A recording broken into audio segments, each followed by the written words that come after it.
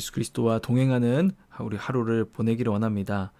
오늘은 로마서 6장 1절에서 23절을 읽고 묵상하고 죄에 대하여 죽고 그리스도 안에서 살다라는 제목으로 묵상을 해보도록 하겠습니다. 그런즉 우리가 무슨 말을 하리요? 은혜를 더하게 하려고 죄에 거하겠느냐? 로마서 6장에서 우리는 두 번이나 바울의 상상 속 비판자들이 동일한 의문을 제기하는 것을 듣게 됩니다.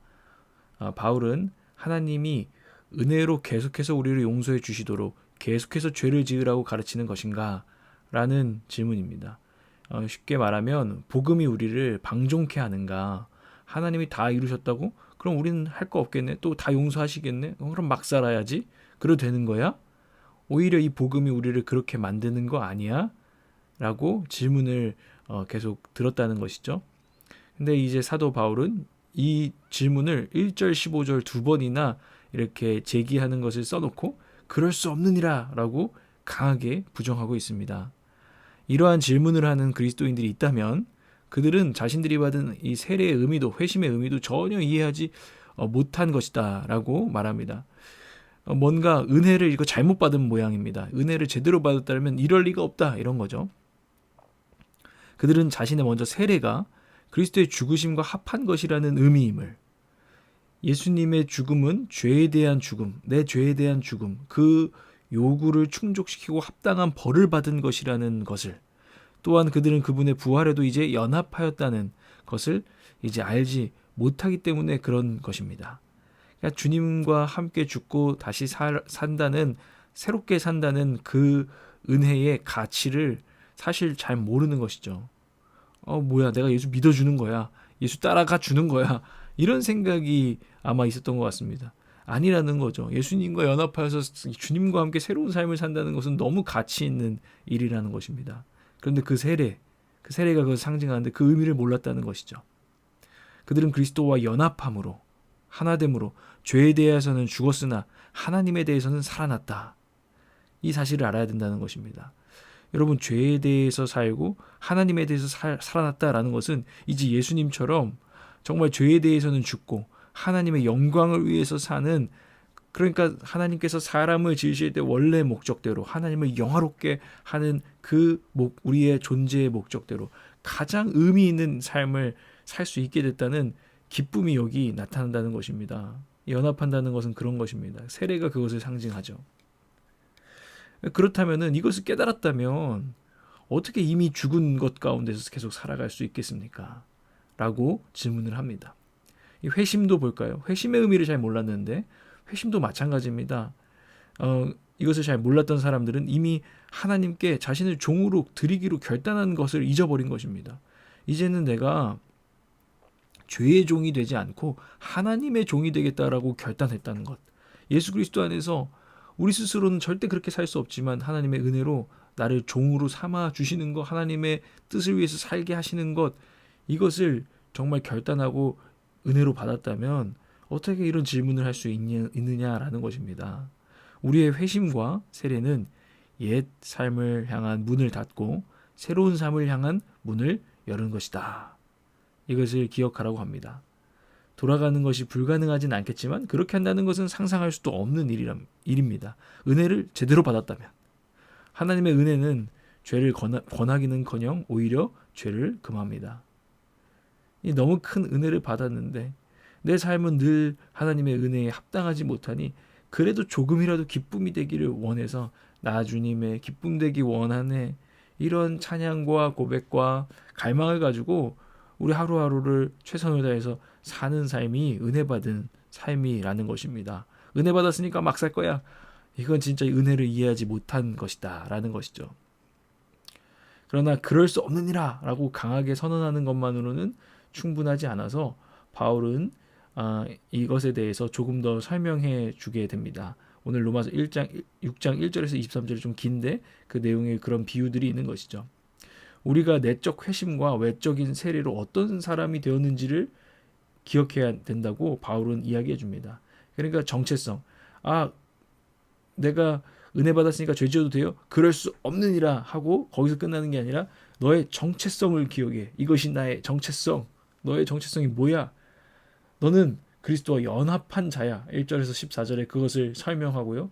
연합하였으니 예수 그리스도와 함께 죽고 예수 그리스도와 함께 거룩하게 산다.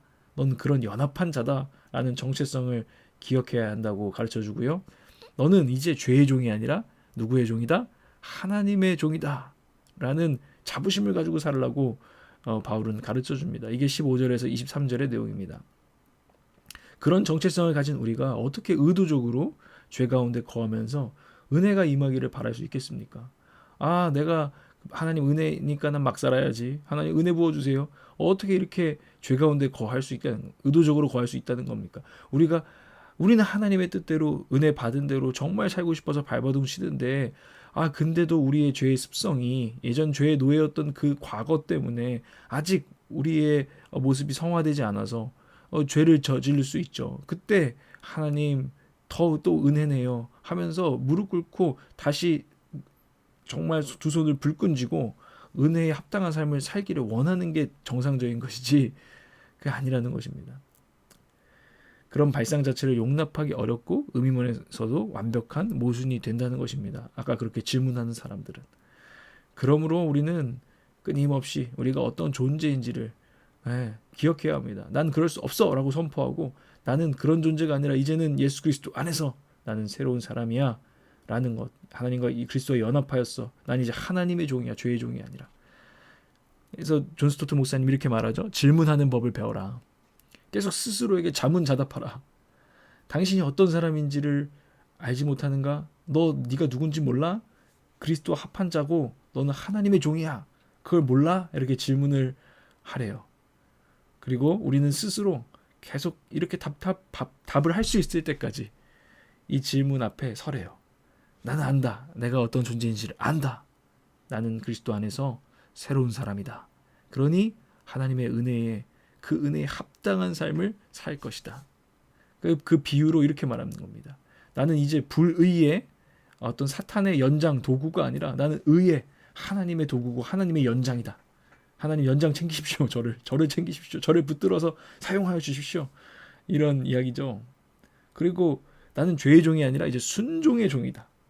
그것도 은혜로 인해서 깊은 마음으로부터 순종해가는 나는 그런 종이다. 나는 하나님을 따르는 것이 즐겁다. 나 예수 믿는 것이 즐겁다. 세상이 뭐라 하든 세상이 비웃든 조롱하든 이 길이 맞다. 나는 내가 발견한 진리의 길이다. 나는 이 길을 따르리라. 이렇게 산다는 것입니다. 이게 우리의 정체성이라는 것입니다. 그리고 봉급이 있죠. 죄의 종들의 죄의 노예의 봉급이 뭡니까? 죄의 삭은 사망이라 죽음이고 이 순종의 종, 거룩의 종은 열매가 영원한 생명일 것이다. 라는 것을 바울이 말해준다는 것입니다. 여러분 오늘 우리는 우리 스스로에게 물어봐야 됩니다. 내 삶이 내 이 귀한 인생이 오늘 하루가 누구에게 붙들려 쓰임받기를 원하는가? 나 하나님께 쓰임받는 것 그것이 영광스러운 삶 아니겠는가? 여러분 이런 확신을 품으시길 바래요. 그래서 오늘 하루 삶의 한 절이라도 우리가 주님을 따르기를 원합니다. 기도하기를 원합니다. 억울하지 않습니까? 우리가 이제 예수 그리스도 은혜 받아서 그리스도 안에 있는데 왜 또 죄의 종이 되어서 죄의 노예가 되어서 한 시간이라도 날려먹을 때 우리가 얼마나 억울합니까? 그러니 주님 은혜 주십시오. 능력 주십시오. 이 죄와 맞서겠습니다. 이기기를 원합니다. 그리고 당신의 종으로 내 시간, 내 물질을 사용하기를 원합니다. 두려움의 종이 아니라 예수 그리스도의 사랑의 메인 그 종이 되기를 원합니다. 억울합니다. 정말 제 인생 낭비하지 않도록 주님 이기게 하소서. 여러분 오늘 우리가 이 정체성을 붙들고 소망하고 갈망하고 싸워야 하는 줄을 믿습니다. 여러분 오늘 말씀을 이 앞에 서 보시고 여러분 제가 기도할 테니 여러분도 기도하시기 바랍니다. 하나님 우리는 우리의 삶을 주님께 정말 바치기를 원합니다. 물론 우리가 연약하여서 여전히 때로는 죄에 끌리고 하나님 옛 습성대로 살아갈 때가 있지만 그래서 시간도 물질도 날려먹을 때가 있지만 주님 너무나 억울합니다. 남은 인생 더더욱 주님께 붙들려서 쓰임받는 영광스러운 인생 되기를 우리가 소망하오니 우리를 인도하여 주시옵소서. 순종의 종으로 의의 연장으로 무기로 사용해 주시옵소서.